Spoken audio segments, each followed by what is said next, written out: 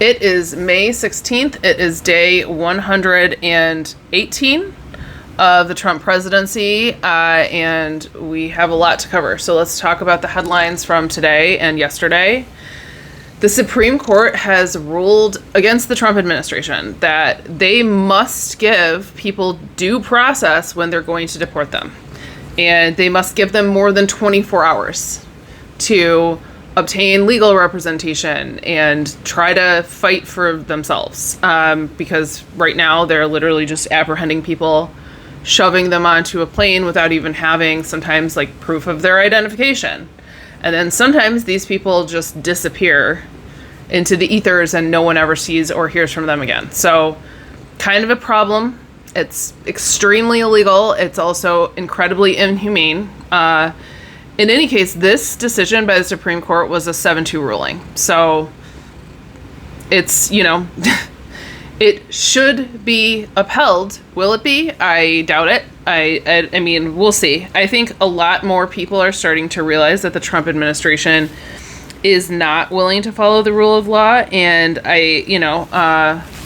will there be consequences? I haven't seen them yet. Okay, so we'll just leave it at that.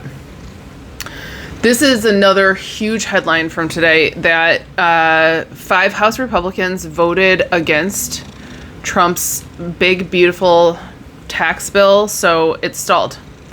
And that's wonderful news because there's a bunch of shit in there that is not good, including that they snuck in a provision that makes it so that you cannot take any legal recourse or put any restrictions on AI for the next 10 years, which is so fucking scary. But Trump can be bought. I mean, if there's one thing we learned this week, it's that Trump can be bought for, a decent price tag, but he can be bought. And Silicon Valley has him under their thumb, in their pocket. I mean, duh. So of course, that's like their ask from him. And I'm sure that he is being compensated for that handsomely.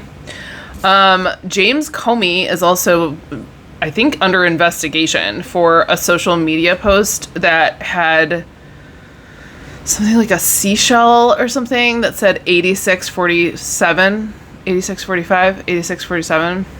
I guess it means the same thing. You know what I mean? So 86 is to get rid of or to, I think, kill. Some people are arguing that it's meant to mean fire him, fire Trump, since he is represented by both 45 and 47. Yeah, okay. His post said 8645. I also saw a post circulating of Gretchen Whitmer with something in the background that said it looked like a candle, like a birthday candle. It said 8647. So maybe this is a trend. I get it, obviously. I don't know that that's going to go anywhere, honestly. But it's funny when these people, like Mitch McConnell or, the people who are honestly almost directly responsible for the reason why Trump's fucking in office right now and not rotting in jail, because they allowed those investigations to just fall by the wayside. When they're complaining about what's happening, it's like, yeah, bitch, this is your fault. So punch yourself in the face. So Israel has drastically expanded the war in both Gaza and in Yemen. And, they know that maybe they're feeling like they're on borrowed time because the United States isn't standing behind them anymore. We're not backing them up anymore. We're not in there giving them weapons or whatever. I mean, again, all of this is so day to day that could change in a heartbeat. It could change for the better. It could change for the worse, whatever that means to you. I think that Trump at least has temporarily abandoned Netanyahu. But does that mean that we won't sell them stuff for the right price? I doubt it. You know what I mean? Trump can be bought. So I don't know. What I do know is that no other country still has actually stuck their neck out far enough to step in and do something about this. So we know it's not going to be us. Is anyone else going to do anything about this? Or are we just going to stand around and watch? You know what I'm saying? Very horrifying situation. I saw, and I didn't verify this, so I'll just tell you this, but I don't know if it's true. I saw a video of China having breached Israel's sort of like bombardment, keeping all of the supplies out. They somehow got past it and dropped off supplies. Again, this is a video, and that's what it says. Is it true? I have no idea. I did not see it in American news. I wouldn't expect to. I don't even know how to verify that. I hope it's true. I hope it's real. Putin did not show up to the peace talks between Russia and Ukraine. I mean, if he wasn't there, it's obviously not actually peace talks, but it's other countries talking about how they're going to place sanctions on Russia and what they're going to do if Russia doesn't cooperate. He wasn't there. Trump, I heard Trump's rant about this, saying that nothing's going to happen without Trump, and Trump wasn't there, so Putin wasn't there, and whether you like it or not, Trump is going to have to be the one that actually does this deal with Putin. So, I mean, all right, well, get after it, buddy. Seems like you've tried a few times and it's not working. Anyways, I don't normally include stuff like this, but I'm telling you this just in case you live in the area. If you live in New Orleans, there were 11 inmates that escaped jail today, and a bunch of them are wanted for murder. So 9 of them are still on the run, and 2 of them were apprehended, and there's only been photos released of 7 of them, so it's kind of a scary situation. I don't know if anybody knows like how they got out or any of those details. I just wanted to include that just in case you happen to be watching from the area. Obviously, if you are, like, I know that the local government doesn't want people panicking, but like, please, just be really careful and like make sure your doors are locked and that you're on alert, right? This is such disgusting news, but Kristi Noem wants to, and I want to tell you I'm joking, but it's not a joke, apparently. Supposedly, this isn't a joke. It goes onto my list of reasons why I'm probably in a coma, and none of this is real, but Kristi Noem and the Department of Homeland Security want to host a reality show where immigrants have to compete with each other for citizenship. No, I'm not kidding. Like, they're really looking into this. They're seriously considering it. It's not like this isn't being published by like the National Enquirer. This is being published by like all the major news publications, like NBC, NPR, probably, I'm assuming Fox probably thinks it's hilarious or amazing that they're doing this. I'm speechless. It's so trashy. It's so white trash. There's such white trash. And it's so embarrassing to have a country being run by white trash. It's honestly, like, it's crushing my soul into smithereens. It's disgusting. And it should be, like, a human rights violation. It's because humiliating people, like, to me, it reminds me of, like, the Roman Colosseums where you just, like, and honestly, like, what's the difference at that point? Just, like, put them in a coliseum and let them fight a lion to their death. I mean, it's the same amount of humiliation. You're disgusting. Especially when people are here potentially like running from like war and famine and all. I mean, I fucking hate them. They're just horrible people. There are huge storms and tornadoes all across. I don't think it's just the Midwest, but I mean, I was up until 2 a.m. with tornado sirens last night, and my dog was barking because the thunder was crazy, and lightning. So I know though that it's moving, I think east, but I think also south. So there's going to be storms all weekend, all over the United States. So stay safe and just make sure you have your volume turned. Although, you know what? I think emergency alerts might, even if you have your volume turned off, I think it might make a noise anyways. It definitely did last night on my phone, but I don't know. Maybe look that up to make sure. And then if not, maybe sleep with your volume on. I know that sucks, but just to be safe. If you're in the path of the storm. Okay, what's next? Yeah.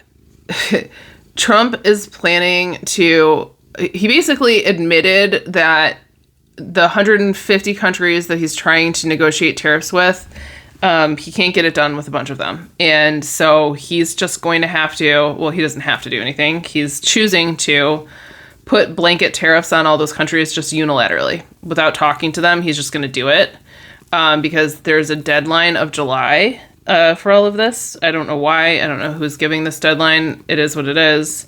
But that's his plan, is to just impose tariffs on a bunch of countries and to crash our economy. Oh, well. It was nice knowing you guys. So Kash Patel has also announced that he is shutting down the FBI headquarters. Again, like, all these people want to be able to do really sketchy stuff as frequently as possible.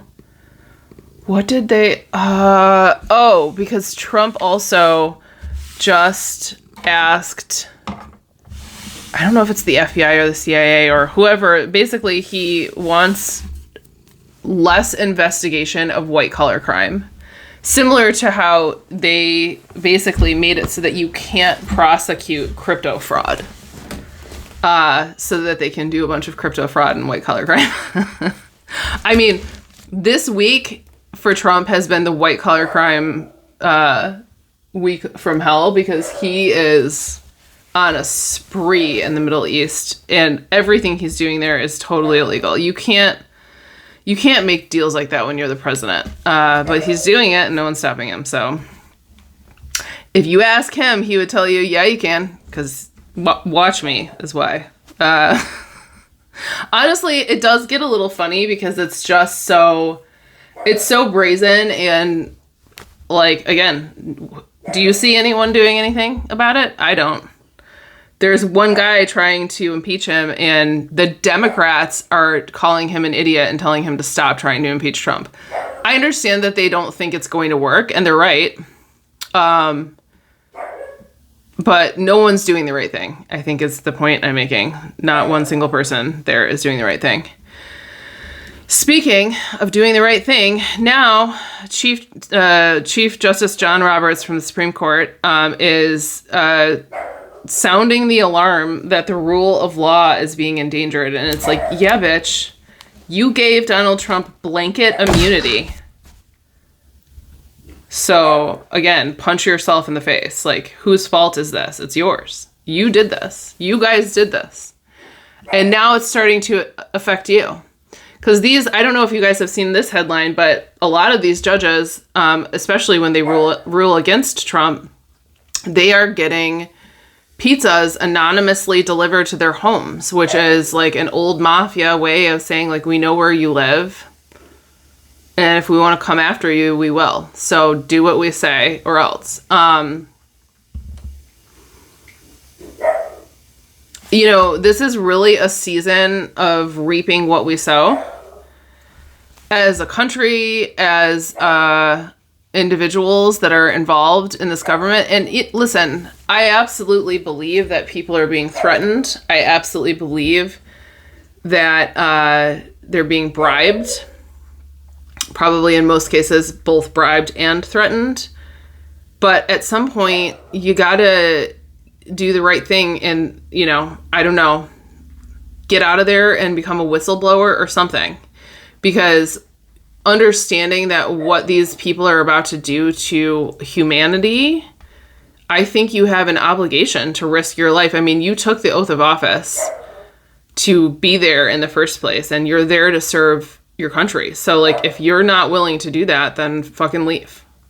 If you're too much of a coward to stand up to these people, then you have no right to sit in that seat. So, and again, I understand that that's easier said than done, and that when someone is threatening your children or threatening your spouse or threatening your family, and, I'm not saying it's easy. I'm not saying it's easy at all, but I am saying they need to do the right thing. Okay, so this is not funny, but it is funny. It's one of those.